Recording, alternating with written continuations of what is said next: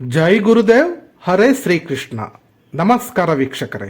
ನೋಡಿ, ಇವತ್ತಿನ ಈ ಒಂದು ವಿಡಿಯೋದಲ್ಲಿ ನಾವುಗಳು ಹಣದ ಪ್ರಾಪ್ತಿಗಾಗಿ ಹನುಮಾನ್ ಸಾಧನೆಯನ್ನು ಮಾಡೋಣ. ನೋಡಿ, ಕೆಲವರಿಗೆ ಈ ಉದ್ಯೋಗದಲ್ಲಿ ನಷ್ಟ ಆಗಿರ್ತದೆ. ಅಂದರೆ ಮಾಡ್ತಾ ಇರ್ತಕ್ಕಂಥ ಉದ್ಯೋಗ ಬಿಟ್ಟು, ಕೆಲಸ ಬಿಟ್ಟು ಹೊರಟೋಗಿರ್ತದೆ. ಅವರಿಗೆ ಬರ್ತಾ ಇರ್ತಕ್ಕಂಥ ಇನ್ಕಮ್ಮು, ಸಂಬಳ ಸ್ಟಾಪ್ ಆಗಿರ್ತದೆ. ಆನಂತರ ಕೆಲವರಿಗೆ ಬಿಸ್ನೆಸ್ನಲ್ಲಿ, ಕೆಲವರಿಗೆ ವ್ಯವಹಾರಗಳಲ್ಲಿ, ಕೆಲವರಿಗೆ ವ್ಯಾಪಾರಗಳಲ್ಲಿ ಬರ್ತಾ ಇರ್ತಕ್ಕಂಥ ಆದಾಯ ಕಡಿಮೆ ಆಗಿ ಅವರು ಸಾಲ ಮಾಡಿಕೊಂಡು ಜೀವನ ಮಾಡ್ತಕ್ಕಂಥ ಪರಿಸ್ಥಿತಿ ಉಂಟಾಗಿರ್ತದೆ. ಬರ್ತಾ ಇರ್ತಕ್ಕಂಥ ಹಣಕಾಸಿನ ಅರಿವು ನಿಂತೋಗಿರ್ತದೆ. ಎಷ್ಟೇ ಕಷ್ಟಪಟ್ಟರು, ಎಷ್ಟೇ ಪ್ರಯತ್ನ ಪಟ್ಟರು, ಏನೇ ಮಾಡಿದ್ರೂ ನೀವು ಮಾಡ್ತಾ ಇರ್ತಕ್ಕಂಥ ವ್ಯಾಪಾರದಲ್ಲಿ, ವ್ಯವಹಾರದಲ್ಲಿ, ಉದ್ಯೋಗದಲ್ಲಿ ಹೆಚ್ಚಿಗೆ ಆದಾಯ ಬರ್ತಾ ಇರೋದಿಲ್ಲ. ಕೆಲವರಿಗೆ ಪೂರ್ತಿ ಡೆಡ್ ಆಗಿರ್ತದೆ. ಅಂಥವರು ಸಾಲ ಮಾಡಿಕೊಂಡು ಒದ್ದಾಡ್ತಾ ಇರ್ತಾರೆ. ಆ ವ್ಯಾಪಾರನ ಬಿಡೋಕ್ಕೂ ಆಗಲ್ಲ, ಅದನ್ನು ಮುಂದುವರ್ಸೋಕ್ಕೂ ಆಗಲ್ಲ. ಆ ರೀತಿಯ ಒಂದು ಪರಿಸ್ಥಿತಿನಲ್ಲಿ ಇರ್ತಾರೆ. ಯಾಕಪ್ಪ ಕಾರಣ ಅಂತಂದರೆ, ಇದಕ್ಕೆ ಎರಡು ಕಾರಣಗಳು ಬರ್ತದೆ. ಒಂದು ಕಾರಣ ಬಂದ್ಬಿಟ್ಟು ಗ್ರಹಗತಿಗಳು. ನಮ್ಮ ಟೈಮ್ ಚೆನ್ನಾಗಿದ್ದಾಗ ನಮಗೆ ಎಲ್ಲ ರೀತಿಯಿಂದಲೂ ಇನ್ಕಮ್, ಆದಾಯ ಬರ್ತಾ ಇರ್ತದೆ, ಒಳ್ಳೆ ರೀತಿಯಲ್ಲಿ ಬರ್ತಾ ಇರ್ತದೆ ಆದಾಯ. ಅದೇ ನಮ್ಮ ಟೈಮ್ ಕೆಟ್ಟಾಗ, ಕೆಲವೊಂದು ಕೆಟ್ಟ ಗ್ರಹಗಳು ನಮ್ಮ ಜಾತಕದಲ್ಲಿ ಪ್ರವೇಶ ಆದಾಗ ನಮಗೆ ಬರ್ತಾ ಇರತಕ್ಕಂತಹ ಆದಾಯ ನಿಂತು ಹೋಗುತ್ತೆ. ಅದು ಸಂಬಳ ಆಗಿರಬಹುದು, ಬಿಸ್ನೆಸ್ನಲ್ಲಿ ಅಥವಾ ವ್ಯಾಪಾರದಲ್ಲಿ ಅಥವಾ ವ್ಯವಹಾರದಲ್ಲಿ ಬರ್ತಕ್ಕಂತಹ ಇನ್ಕಮ್ ಆಗಿರಬಹುದು, ಆದಾಯ ಆಗಿರಬಹುದು, ಹಣಕಾಸು ಆಗಿರಬಹುದು. ಒಂದು.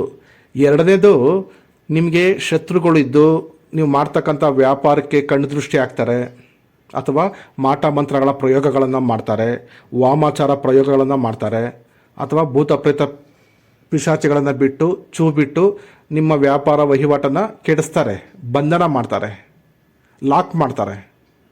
ಆಗ ಅಂತಹ ಸಮಯದಲ್ಲಿ ನಿಮಗೆ ಬರ್ತಾ ಇರ್ತಕ್ಕಂತಹ ಆದಾಯ ಇದ್ದಕ್ಕಿದ್ದಂಗೆ ನಿಂತೋಗ್ಬಿಡುತ್ತೆ. ನೀವು ಮಾಡ್ತಾ ಇರ್ತಕ್ಕಂಥ ಕೆಲಸ ನಿಮ್ಮನ್ನು ಬಿಟ್ಟು ಹೊರಟೋಗ್ಬಿಡ್ತದೆ. ನೀವು ಮಾಡ್ತಾ ಇರ್ತಕ್ಕಂಥ ವ್ಯಾಪಾರದಲ್ಲಿ ನಿಮಗೆ ಆರ್ಡರ್ಸೇ ಇರೋದಿಲ್ಲ, ಬಿಸ್ನೆಸ್ಸೇ ನಡೀತಾ ಇರೋದಿಲ್ಲ. ವ್ಯಾಪಾರ ವಹಿವಾಟುಗಳಲ್ಲಿ ಬರ್ತಾ ಇರ್ತಕ್ಕಂತಹ ಇನ್ಕಮ್, ಆದಾಯ ಪೂರ್ತಿಯಾಗಿ ನಿಂತೋಗ್ಬಿಡ್ತದೆ. ನೀವು ಸಾಲ ಮಾಡಿಕೊಂಡು ಸಾಲ ತೀರಿಸೋಕ್ಕಾಗದೆ, ಬಡ್ಡಿ ಕಟ್ಟೋಕ್ಕಾಗದೆ ತುಂಬ ಕಷ್ಟಪಡ್ತಕ್ಕಂಥ ಒಂದು ಪರಿಸ್ಥಿತಿ ನಿರ್ಮಾಣ ಆಗುತ್ತೆ. ಕಾರಣ ಬಂದ್ಬಿಟ್ಟು ನಿಮ್ಮ ಶತ್ರುಗಳು ನೀವು ಏಳಿಗೆ ಆಗಬಾರ್ದು ಅಂತ ಅಂದ್ಬಿಟ್ಟು ನಿಮ್ಮ ಶತ್ರುಗಳು ನಿಮ್ಮ ಮೇಲೆ ಮಾಡಿರ್ತಕ್ಕಂತಹ ಒಂದು ಕೆಟ್ಟ ಪ್ರಯೋಗಗಳು. ಈ ದುಷ್ಟ ಪ್ರಯೋಗಗಳಿಂದ ಈ ರೀತಿ ನಿಮಗೆ ಆಗುತ್ತೆ. ನಾನು ಹೇಳ್ತಾ ಇರ್ತಕ್ಕಂತಹ ಈ ಒಂದು ವಿಷಯ ಎಲ್ರಿಗೂ ಅನ್ವಯ ಆಗೋದಿಲ್ಲ. ಯಾರು ಈ ರೀತಿಯ ಸಮಸ್ಯೆಗಳನ್ನು ಅನುಭವಿಸ್ತಾ ಇರ್ತಾರೆ ಅಂಥವರಿಗೆ ಮಾತ್ರ ಈ ಒಂದು ವಿಷಯ ಅರ್ಥ ಆಗುತ್ತೆ. ಅಂಥವರು ಈ ಆಂಜನೇಯ ಸ್ವಾಮಿಯ ಸಾಧನೆಯನ್ನು ಮಾಡೋದ್ರಿಂದ ನಿಮ್ಮಲ್ಲಿರ್ತಕ್ಕಂತಹ ಎಲ್ಲ ರೀತಿಯ ಋಣಾತ್ಮಕ ಶಕ್ತಿಗಳ ಪ್ರಯೋಗಗಳು, ದುಷ್ಟಶಕ್ತಿಗಳ ಪ್ರಯೋಗಗಳು, ಮಾಟ ಮಂತ್ರ ವಾಮಾಚಾರದ ಪ್ರಯೋಗಗಳು, ಕಣ್ಣು ದೃಷ್ಟಿ ಎಲ್ಲವೂ ಸಂಪೂರ್ಣವಾಗಿ ನಾಶ ಹೊಂದಿ ನೀವು ಮತ್ತೆ ಮೊದಲು ಹೇಗಿದ್ರೋ ರಿಚ್ಚಾಗಿ, ಮೊದಲು ಹೇಗಿದ್ರೋ ಒಳ್ಳೆಯ ಅನುಕೂಲದಲ್ಲಿ ಹೇಗಿದ್ರೋ ಅದೇ ರೀತಿ ನೀವು ಮುಂದಕ್ಕೆ ಇರೋ ರೀತಿ ಆಗುತ್ತೆ. ಹಾಗೆ ನಿಮಗೆ ಯಥೇಚ್ಛವಾಗಿ ಧನ ಪ್ರಾಪ್ತಿಯಾಗುತ್ತೆ, ಹಣಕಾಸಿನ ಅರಿವು ಜಾಸ್ತಿ ಆಗುತ್ತೆ. ನಿಮ್ಮ ಬಿಸ್ನೆಸ್ನಲ್ಲಿ, ನಿಮ್ಮ ವ್ಯಾಪಾರದಲ್ಲಿ, ಅಥವಾ ನಿಮ್ಮ ವ್ಯವಹಾರದಲ್ಲಿ, ಅಥವಾ ನಿಮ್ಮ ಉದ್ಯೋಗದಲ್ಲಿ ಹೇಗಾದರೂ ಸರಿ, ಎಲ್ಲಿಂದಾದರೂ ಸರಿ ನಿಮಗೆ ಹಣದ ಹರಿವು ಜಾಸ್ತಿ ಆಗುತ್ತೆ, ಧನ ಪ್ರಾಪ್ತಿ ಹೆಚ್ಚಾಗುತ್ತೆ. ಹಾಗಾಗಿ ವೀಕ್ಷಕರೇ, ಈ ಒಂದು ಸಾಧನೆಯನ್ನು ನೀವು ಭಕ್ತಿಯಿಂದ ಮಾಡಿ. ನೋಡಿ, ಈ ಸಾಧನೆಗೆ ಇರ್ತಕ್ಕಂತಹ ನೀತಿ ನಿಯಮಗಳ ಬಗ್ಗೆ ತಿಳಿಸ್ತೀನಿ, ತಿಳ್ಕೊಳ್ಳಿ. ಇದಕ್ಕೆ ದಿಕ್ಕು ಬಂದ್ಬಿಟ್ಟು ಪೂರ್ವ ದಿಕ್ಕು ಅಥವಾ ಉತ್ತರ ದಿಕ್ಕು. ನೀವು ಮುಖ ಮಾಡಿ ಕುಳಿತುಕೊಳ್ಬೇಕಾಗಿರ್ತಕ್ಕಂತಹ ದಿಕ್ಕು ಪೂರ್ವಕ್ಕೆ ಮುಖ ಮಾಡಬೇಕು ಅಥವಾ ಉತ್ತರಕ್ಕೆ ಮುಖ ಮಾಡಿ ಕುಳಿತುಕೊಳ್ಬೇಕು. ದೀಪ, ಇದಕ್ಕೆ ನೀವು ತುಪ್ಪದ ದೀಪವನ್ನು ಬೇಕಾದರೂ ಹಚ್ಚಬಹುದು ಅಥವಾ ಎಳ್ಳೆಣ್ಣೆಯ ದೀಪವನ್ನು ಸಹ ಹಚ್ಚಬಹುದು. ಜೊತೆಗೆ ನೀವು ಈ ಮಲ್ಲಿಗೆ ಹೂವಿನ ಎಣ್ಣೆ ಬರುತ್ತೆ, ಅದು ಕೆಲವೊಂದು ಅಂಗಡಿಗಳಲ್ಲಿ ಸಿಗುತ್ತೆ, ಗ್ರಂಥಿಗೆ ಅಂಗಡಿಗಳಲ್ಲಿ. ಸ್ವಲ್ಪ ಕಾಸ್ಟ್ಲಿ, ಇದು ಸ್ವಲ್ಪ ದುಡ್ಡು ಜಾಸ್ತಿ ಆಗುತ್ತೆ, ಅದು ಸ್ವಲ್ಪ ತರಬೇಕಾಗತ್ತೆ. ತಂದುಬಿಟ್ಟು ಈ ತುಪ್ಪದ ದೀಪದಲ್ಲಿ ಒಂದು 2-3 ಹನಿಯನ್ನು ಹಾಕಬೇಕಾಗತ್ತೆ. ಅಥವಾ ಎಳ್ಳೆಣ್ಣೆ ದೀಪ ಹಚ್ಚಿದರೆ ಅದರಲ್ಲೂ ಸಹ ಈ ಮಲ್ಲಿಗೆಯ ಹೂವಿನ ಎಣ್ಣೆಯನ್ನು 4-5 ಹನಿ ಹಾಕಿ ದೀಪವನ್ನು ಹಚ್ಚಬೇಕಾಗುತ್ತೆ. ಇದು ಪ್ರತಿದಿನ ನೀವು ಮಾಡಬೇಕು. ಆಮೇಲೆ ಇದಕ್ಕೆ ಬಣ್ಣ ಬಂದ್ಬಿಟ್ಟು ಕೆಂಪು ಬಣ್ಣ. ಅಂದರೆ ನೀವು ಕೆಂಪು ವಸ್ತ್ರವನ್ನು ನೀವು ಧಾರಣೆ ಮಾಡಿಕೊಳ್ಬೇಕು, ಧರಿಸ್ಕೊಳ್ಬೇಕು. ಹಾಗೆ ನೀವು ಕುಳಿತುಕೊಳ್ತಕ್ಕಂತಹ ಮಂಟಪದ ಮೇಲೂ ಸಹ ಕೆಂಪು ಬಣ್ಣದ ಬಟ್ಟೆಯನ್ನು ಹಾಕಿ ಕುತ್ಕೊಳ್ಬೇಕು. ಹಾಗೆ ನೀವು ಪೂಜೆ ಮಾಡ್ತಕ್ಕಂತಹ ಮಂಟಪದ ಮೇಲೂ ಸಹ ಕೆಂಪು ಬಣ್ಣದ ವಸ್ತ್ರವನ್ನು ಹಾಕಿ ಈ ಒಂದು ಸಾಧನೆಯನ್ನು ನೀವು ಮಾಡಬೇಕಾಗುತ್ತೆ. ಹಾಗೆ ಇದಕ್ಕೆ ಮಾಲೆ ಬಂದ್ಬಿಟ್ಟು ರುದ್ರಾಕ್ಷಿ ಮಾಲೆಯನ್ನು ನೀವು ಬಳಸಬಹುದು, ಅಥವಾ ಶ್ರೀಗಂಧದ ಮಾಲೆಯನ್ನು ಸಹ ನೀವು ಬಳಸಬಹುದು, ಅಥವಾ ಕೆಂಪು ಹಕೀಕ್ ಮಾಲೆ ಅಂತ ಬರ್ತದೆ, ಆ ಕೆಂಪು ಹಕೀಕ್ ಮಾಲೆಯನ್ನು ಸಹ ನೀವು ಬಳಸಬಹುದು. ಪ್ರಾರಂಭದ ದಿನ ನೀವು ಶನಿವಾರ ಅಥವಾ ಮಂಗಳವಾರ ಈ ಒಂದು ಸಾಧನೆಯನ್ನು ನೀವು ಪ್ರಾರಂಭ ಮಾಡಬಹುದು, ಅಥವಾ ನವರಾತ್ರಿಯಲ್ಲಿ ಪ್ರಾರಂಭ ಮಾಡಬಹುದು, ಪೌರ್ಣಮಿಯಲ್ಲಿ ಪ್ರಾರಂಭ ಮಾಡಬಹುದು, ಅಥವಾ ಕೆಲವೊಂದು ಸಿದ್ಧಿ ಯೋಗಗಳಿರ್ತದೆ ಅಂತಹ ದಿನಗಳಲ್ಲೂ ಸಹ ನೀವು ಈ ಒಂದು ಸಾಧನೆಯನ್ನು ಪ್ರಾರಂಭ ಮಾಡಬಹುದು. ವ್ರತ ಬಂದ್ಬಿಟ್ಟು ಇದಕ್ಕೆ ನೀವು 21 ದಿನ ವ್ರತ ಮಾಡಬೇಕಾಗತ್ತೆ. ಯಾಕಂದರೆ ನಿಮ್ಮಲ್ಲಿರ್ತಕ್ಕಂಥ ದಾರಿದ್ರ್ಯತನ ಆಚೆ ಹೋಗಿ ನಿಮಗೆ ಹಣಕಾಸಿನ ಒಂದು ಧನಾಗಮನದ ಒಂದು ಪ್ರಾಪ್ತಿ ಆಗಬೇಕಂದ್ರೆ ನೀವು ಸ್ವಲ್ಪ ಜಾಸ್ತಿ ದಿನ ಈ ಒಂದು ವ್ರತವನ್ನು ನೀವು ಮಾಡಬೇಕಾಗತ್ತೆ. ಈ ಗ್ರಹಗತಿಗಳು ಕೆಟ್ಟಿದ್ದರೆ ಗ್ರಹ ಶಾಂತಿ ಮಾಡಿ ಬೇಗ ಗ್ರಹಗಳನ್ನು ಒಲಿಸ್ಕೊಂಡು ನಾವು ಮತ್ತೆ ಹಣಕಾಸನ್ನು ಪಡ್ಕೊಳ್ಬಹುದು. ಆದರೆ ಈ ಮಾಟ ಮಂತ್ರ ಮಾಡಿ ವಾಮಾಚಾರ ಮಾಡಿ ನಿಮ್ಮನ್ನು ಬಂಧನ ಮಾಡಿ ನಿಮ್ಮನ್ನು ಹಾಳು ಮಾಡಿದರೆ ಅದರಿಂದ ಹೊರಗಡೆ ಬರೋದಕ್ಕೆ ಸ್ವಲ್ಪ ಜಾಸ್ತಿ ಟೈಮ್ ತಗೊಳುತ್ತೆ. ಹಾಗಾಗಿ ನೀವು 21 ಡೇಸ್ ಅಂದರೆ 21 ದಿನ ಈ ಒಂದು ವ್ರತವನ್ನು ನೀವು ಕಡ್ಡಾಯವಾಗಿ ಮಾಡಲೇಬೇಕಾಗತ್ತೆ. ಅದಕ್ಕಿಂತ ಹೆಚ್ಚಿನ ದಿನ ಬೇಕಾದ್ರೂ ನೀವು ಮಾಡಬಹುದು, ಏನು ತೊಂದರೆ ಏನಿಲ್ಲ. ಸಮಸ್ಯೆ ಜಾಸ್ತಿ ಇದ್ದರೆ ಇನ್ನು ಹೆಚ್ಚಿನ ದಿನ ಬೇಕಾದ್ರೂ ನೀವು ಈ ಒಂದು ಸಾಧನೆಯನ್ನು ಮಾಡಬಹುದು. ಹಾಗೆ ಜಪ ಸಂಖ್ಯೆ ಪ್ರತಿದಿನ ನೀವು 5 ಮಾಲೆ ಜಪ ಮಾಡಬೇಕಾಗತ್ತೆ. 108 ಮಣಿ ಬರುತ್ತೆ ಒಂದು ಮಾಲೆನಲ್ಲಿ. ಪ್ರತಿದಿನ ನೀವು 5 ಮಾಲೆ ಜಪ ಮಾಡಬೇಕಾಗುತ್ತೆ. ಸಮಯ ಬಂದ್ಬಿಟ್ಟು ರಾತ್ರಿ 9 ಗಂಟೆಯ ನಂತರ ಈ ಒಂದು ಸಾಧನೆಯನ್ನು ನೀವು ಪ್ರಾರಂಭ ಮಾಡಬೇಕಾಗುತ್ತೆ. ಮಂಟಪದ ಮೇಲೆ ಶ್ರೀರಾಮನ ಫೋಟೋ ಇಡಬೇಕಾಗತ್ತೆ, ಅಥವಾ ಆಂಜನೇಯ ಸ್ವಾಮಿಯ ಒಂದು ಫೋಟೋವನ್ನು ಇಟ್ಟು ಪೂಜೆ ಮಾಡಬೇಕಾಗುತ್ತೆ. ಜೊತೆಗೆ ನೀವು ಕಳಸವನ್ನು ಇಡಬೇಕು, ನೈವೇದ್ಯವನ್ನು ಇಡಬೇಕು. ಅಂದರೆ ಆಂಜನೇಯ ಸ್ವಾಮಿಗೆ ಇಷ್ಟವಾಗಿರ್ತಕ್ಕಂಥದ್ದು ಲಡ್ಡು, ಆ ಲಡ್ಡನ್ನ 5 ಲಡ್ಡು ಇಡಬೇಕಾಗತ್ತೆ. ನಿಮಗೆ ಶಕ್ತಿ ಇದ್ದರೆ ಇಡಿ, ಅಥವಾ ಇಲ್ಲಾಂದರೆ ನಿಮ್ಗೇನು ಅನುಕೂಲ ಇದೆಯೋ ಅದನ್ನೇ ಇಡಿ, ಪರವಾಗಿಲ್ಲ. ಭಕ್ತಿಯಿಂದ ಇಟ್ಟರೆ ಎಲ್ಲವೂ ಅರ್ಪಣೆ ಆಗುತ್ತೆ. ಜೊತೆಗೆ ನೈವೇದ್ಯದ ಜೊತೆಗೆ ಕುಡಿಯೋದಕ್ಕೆ ಒಂದು ಲೋಟದಲ್ಲಿ ನೀರನ್ನು ಇಡಬೇಕಾಗತ್ತೆ. ಆಮೇಲೆ ಕೆಂಪು ಪುಷ್ಪಗಳಿಂದ ಈ ಪೂಜೆ ಮಾಡಬೇಕಾಗತ್ತೆ. ನೀವು ಈ ಒಂದು ಸಾಧನೆಯಲ್ಲಿ ಕೆಂಪು ಬಣ್ಣದ ಹೂಗಳನ್ನು ಬಳಸಬೇಕಾಗತ್ತೆ. ತುಂಬ ಶ್ರೇಷ್ಠವಾಗಿರ್ತದೆ ಬಳಸಿದ್ರೆ. ಇಷ್ಟು ಬೇಕಾಗಿರ್ತಕ್ಕಂತಹ ಸಾಮಗ್ರಿಗಳು. ಇದರ ವಿಧಿವಿಧಾನಗಳನ್ನು ತಿಳಿಸ್ತೀನಿ, ತಿಳ್ಕೊಳ್ಳಿ. ಆಸನಕ್ಕೆ ನಮಸ್ಕಾರ ಮಾಡಿ ಆಸನದ ಮೇಲೆ ಕುತ್ಕೊಂಡು ಮಂತ್ರ ಜಪವನ್ನು ನೀವು ಮಾಡಬೇಕಾಗತ್ತೆ. ಮಾಲೆ ತಗೊಳ್ಳಿ ಕೈಗೆ ತಗೊಂಡು ಈಗ ಗಣಪತಿಯ ಮಂತ್ರವನ್ನು ಜಪ ಮಾಡಿ. ಓಂ ಗಂ ಗಣಪತಯೇ ನಮಃ, ಓಂ ಗಂ ಗಣಪತಯೇ ನಮಃ, ಓಂ ಗಂ ಗಣಪತಯೇ ನಮಃ. ಈ ಗಣಪತಿಯ ಮಂತ್ರವನ್ನು 21 ಸಾರಿ ಜಪ ಮಾಡಿ. ನೆಕ್ಸ್ಟ್ ನವಗ್ರಹ ಮಂತ್ರವನ್ನು 9 ಸಾರಿ ಜಪ ಮಾಡಿ. ಓಂ ಬ್ರಹ್ಮಮುರಾರಿ ತ್ರಿಪುರಾಂತಕಾರಿ ಭಾನು ಶಶಿ ಭೂಮಿ ಸುತೋ ಬುಧಶ್ಚ ಗುರುಶ್ಚ ಶುಕ್ರ ಶನಿ ರಾಹುಕೇತವ ಸರ್ವೇ ಗ್ರಹಂ ಶಾಂತಿಕರ ಭವಂತು. ನವಗ್ರಹ ಮಂತ್ರವನ್ನು 9 ಸಾರಿ ಬೇಕಾದ್ರೂ ಹೇಳಿ, ಅದಕ್ಕಿಂತ ಹೆಚ್ಚಿನ ಸಂಖ್ಯೆಯಲ್ಲಿ ಬೇಕಾದ್ರೂ ನೀವು ಹೇಳಬಹುದು. ಇವಾಗ ಗುರು ಮಂತ್ರ ನೋಡಿ. ಮೊದಲಿಗೆ ಸಂಕಲ್ಪ ಮಾಡ್ಕೊಳ್ಬೇಕಾಗತ್ತೆ. ಗುರುವಿನ ಮಂತ್ರವನ್ನು ನೀವು ಜಪ ಮಾಡಬೇಕಾಗತ್ತೆ. ನಿಮಗೆ ಯಾರಾದರೂ ಗುರುಗಳಿದ್ದರೆ ಆ ಗುರುಗಳು ಕೊಟ್ಟಿರ್ತಕ್ಕಂತಹ ಗುರು ಮಂತ್ರವನ್ನು 108 ಸಾರಿ ಜಪ ಮಾಡಿ. ಅಥವಾ ಯಾರು ಗುರುಗಳು ನಿಮಗೆ ಇಲ್ಲ ಅಂತಂದರೆ ಈ ಒಂದು ಸಾಧನೆಗೆ ಈಶ್ವರನನ್ನು, ಶಿವನನ್ನು ಗುರುವಾಗಿ ಸ್ವೀಕರಿಸಿ ಈ ಒಂದು ಸಾಧನೆಯನ್ನು ನೀವು ಮಾಡಬಹುದು. ಶಿವ ಗುರು ಮಂತ್ರ ಈ ರೀತಿ ಇದೆ. ಓಂ ನಮ ಶಿವಾಯ, ಓಂ ನಮ ಶಿವಾಯ, ಓಂ ನಮ ಶಿವಾಯ. ಈ ಪಂಚಾಕ್ಷರಿ ಮಂತ್ರವನ್ನು 108 ಸಾರಿ ಜಪ ಮಾಡಿ. ಅಥವಾ ಈ ಒಂದು ಸಾಧನೆಗೆ ನೀವು ಶ್ರೀಕೃಷ್ಣ ಪರಮಾತ್ಮನನ್ನು ಸಹ ನೀವು ಗುರುವಾಗಿ ಸ್ವೀಕರಣೆ ಮಾಡಬಹುದು. ಕೃಷ್ಣನನ್ನು ಸ್ವೀಕರಿಸಿ ಈ ಒಂದು ಸಾಧನೆಯನ್ನು ನೀವು ಮಾಡಬಹುದು. ಕೃಷ್ಣನ ಗುರು ಮಂತ್ರ ಈ ರೀತಿ ಇದೆ: ಕ್ಲೀಂ ಕೃಷ್ಣಾಯ ನಮಃ, ಕ್ಲೀಂ ಕೃಷ್ಣಾಯ ನಮಃ, ಕ್ಲೀಂ ಕೃಷ್ಣಾಯ ನಮಃ. ಈಗ ಗುರು ಮಂತ್ರ ಆಯಿತು, ಗುರು ಪೂಜೆ ಆಯಿತು. ಆದ ನಂತರ ಈಗ ಸಂಕಲ್ಪ ಮಾಡಿಕೊಳ್ಬೇಕು. ನಿಮ್ಮ ಬಲಗೈ ಹಸ್ತದ ಮೇಲೆ ಸ್ವಲ್ಪ ನೀರನ್ನು ಹಾಕ್ಕೊಳ್ಳಿ. ಸ್ವಲ್ಪ ಅಕ್ಷತೆ ಏನೋ ಇದ್ದರೆ ಹಾಕ್ಕೊಳ್ಳಿ. ಅಕ್ಷತೆ ಇಲ್ಲಾಂದರೆ ಸ್ವಲ್ಪ ಹೂವಿನ ದಳಗಳಿದ್ರೆ ಹಾಕ್ಕೊಳ್ಳಿ.